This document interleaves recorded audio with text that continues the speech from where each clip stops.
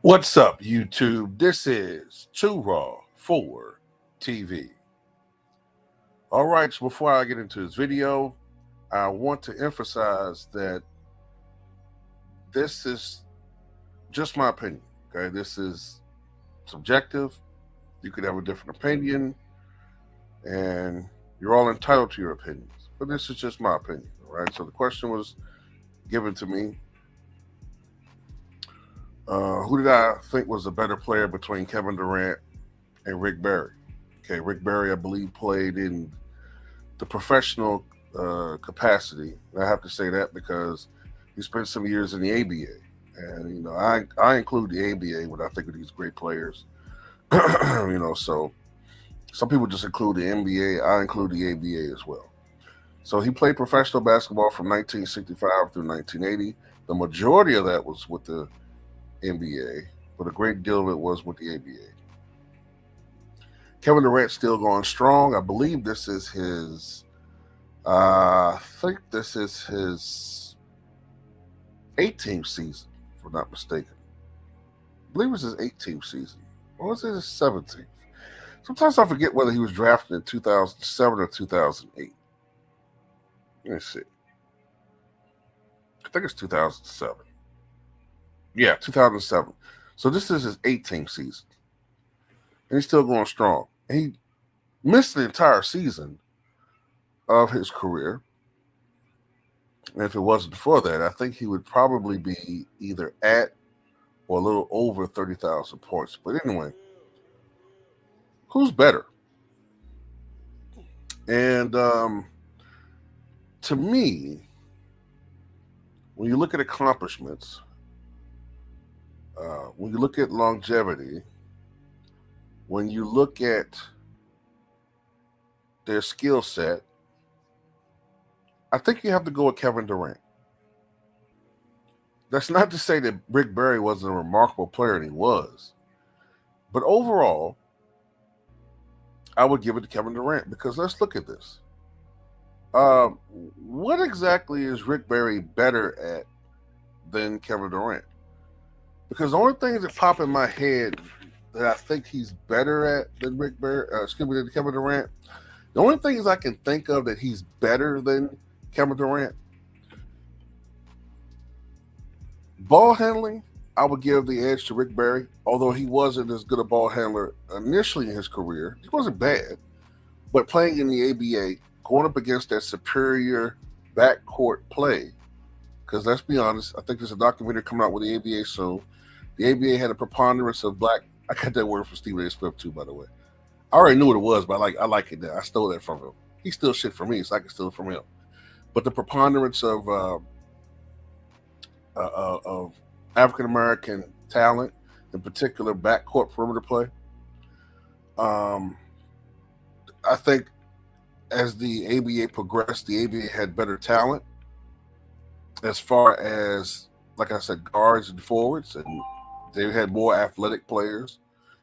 That forced Rick Barry to become a much better ball handler just by natural progression, just going up against the superior athletes of the ABA compared to the more conservative NBA. Rick Barry got better as far as his ball handling is concerned. So I would give the edge as far as ball handling to Rick Barry.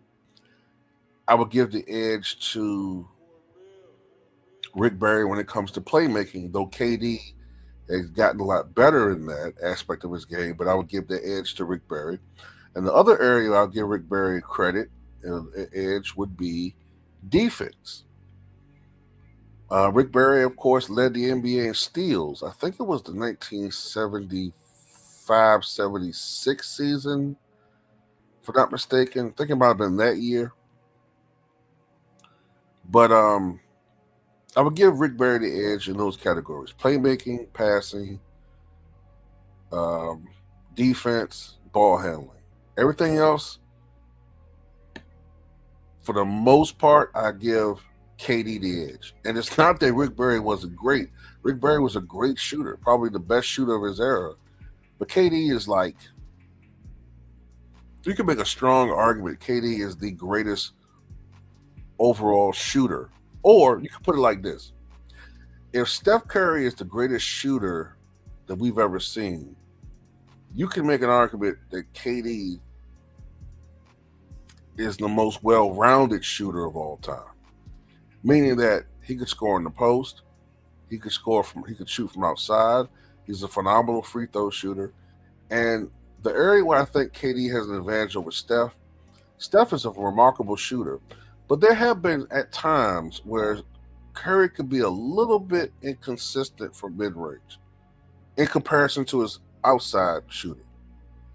KD is the greatest shooter I've ever seen when you incorporate all aspects of shooting.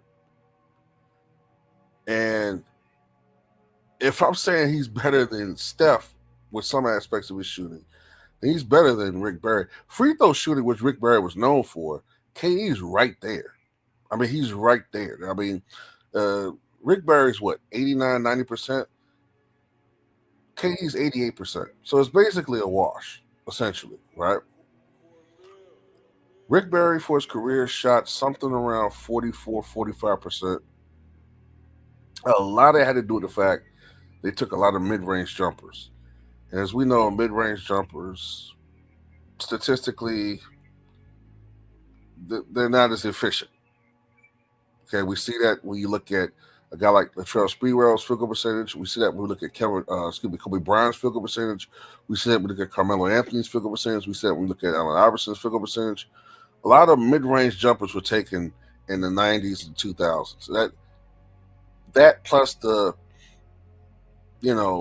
actual defensive resistance that still applied in the NBA, and the fact that spacing wasn't nearly as great as it is today, that led to the field goal percentage issues. Then you look at a guy like Rick Barry, a lot of mid-range jumpers being taken. That accounts to why his field goal percentage is a little bit lower. But KD, my goodness, KD shoots 50% from the field. And unlike LeBron James, who gets, I think, 48% of his points have come in the paint in his career. 48%. KD is more of a jump shooter. And I think, if I remember correctly, I think the last 10 seasons or so of KD's career, he has managed to shoot 50% from the floor. It might be 11 seasons now. The guy's phenomenal. Rebounding, I think it's close to a wash, maybe a slight edge to KD. Although earlier in his career, Rick Barry did crash the boards. Rick Barry was more of a scorer who at times would drive to the basket when he was younger. But as he got older, he progressed to being more of a mid-range shooter, occasional long ball in the ABA. And then as he went back to the NBA, just more of a mid-range shooter. KD has more of a bag, too. You know what I'm saying? KD has more in his offensive repertoire than Rick Barry. And that's just due a lot of it got to do with just the progression of the game, the evolution of the game. 3-point shooting, KD. Rick Barry, I mean, he did shoot from outside, but it was still a shot that wasn't taken and anywhere near the volume today, even in the ABA back then. So overall, you got to give it to KD, in my opinion.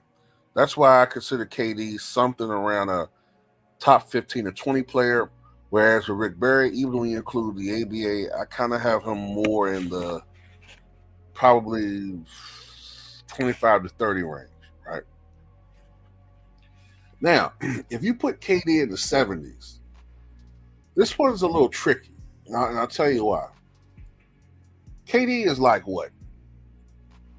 Listed 6'9". The guy's really probably 6'11", right? Maybe even 7 feet with shoes on. I mean, the guy's a freak of nature, right? This is a guy that I've always thought he could play in generally any era of the NBA. All right, and if you put KD in the 70s, um, he would fit right in. Um, he would be tremendous. Now, there's no 3-point shot in the 70s, so that will probably affect his scoring a bit. But then, I mean, you could shave off a couple of points because the 3-point shot's not there. But if he's averaging 27 now, he would still average probably 24, 25, right? Still be a great shooter. The efficiency might be a little bit lower. I would think it'd be a little bit lower, but I still think he would shoot around 46, 47% from the floor, right? And the reason why I said the efficiency would be a little bit lower is because the floor wouldn't be a spread out. You know, I mean, what are you spreading out? You know what I'm saying? There's no 3-point line. But I think he would be tremendous with that type of size, with that game. But, you know, there are some things that I wonder about with KD. The 70s was a far more physical era. And if you look at KD's history, physicality bothers him. Okay, it does. It bothered him when he was in OKC, but as he's aged, it's bothered him more. Whenever he goes up against a tough physical team, KD tends to wilt a little bit. Pardon the pun. He tends to wilt a little bit, and I wonder how he would react in certain, you know, how he would that physicality would bother him. I tend to think that, you know what I'm saying, he's still gonna be a great player, and you can make an argument that he would make adjustments and he would get somewhat more acclimated to that playing to the game of that era. But I do wonder certain things about him, and especially playoff situations. I mean, KD, don't get me wrong, he's a phenomenal player, but he's thrived for the most part when he's been on really truly great teams like the Golden State Warriors, right? Um, so I do wonder about that in the 70s. The style of the play, the style of the game, I think would really give him some issues. Individually, on a per game basis, I think he would be a perpetual MVP candidate. You know, he going up against like, you know, any general team, just his size and his game would be a marvel. I mean, he's basically, you know, he has the size of a Bob McAdoo, but he's a three. You know what I'm saying? So yeah, he's going to probably lead the NBA in scoring. He's going to be tremendous, especially if he's on a mediocre team. But if, say, he's going up against the New York Knicks of the 70s, you know what I'm saying? Or if he's going up against Dick Motta's Bulls, I don't know. You know, I tend to think he's going to have problems. You know what I'm saying? Like I said before, he's not a horrible ball handler, but, you know, when you put a Norm Van Leer on him and a Jerry Sloan, and those guys are hounding him, I tend to think he's going to cough the ball up a lot. You know what I'm saying? We've seen that before, that he has problems sometimes maintaining his dribble against smaller defenders. Another thing I want to give Rick Barry an edge to: leadership. And, um, you know, I just can't see KD doing this, though. Well, I think that he is not as good a player as Rick Barry overall. One thing you got to give Rick Barry credit for, though, Rick Barry won a championship in 1975 on a Warriors team that went 48-34. And his best teammate, his most talented teammate, was a rookie Jamal Wilkes, excuse me. That was his best teammate. Um, I'm not sure if KD can replicate that. I don't know if KD can replicate that. And like I said before, it's not that KD's not a better player. It's just that KD,